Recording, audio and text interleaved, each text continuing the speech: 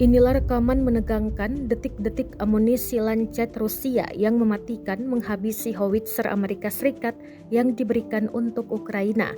Rekamannya beredar di Telegram pada Minggu 16 April 2023. Dalam keterangan unggahan disebutkan Lancet 3 menghancurkan howitzer M777 Amerika di wilayah Kherson. Howitzer tersebut terparkir di lokasi tempat nasionalis Ukraina menembaki pemukiman di tepi kiri wilayah Kherson.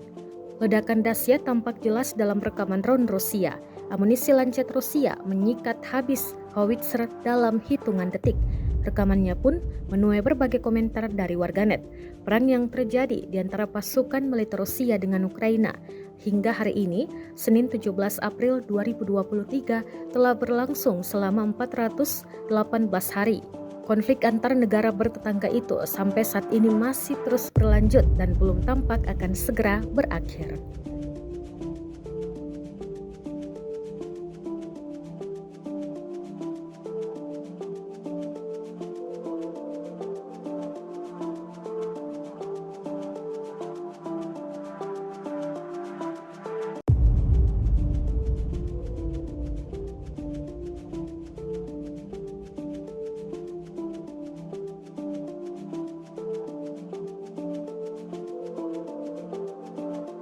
Rusia melaporkan secara total 407 pesawat Ukraina, 228 helikopter, 3.760 kendaraan udara tak berawak, 415 sistem rudal anti pesawat dieliminir sejak awal operasi khusus.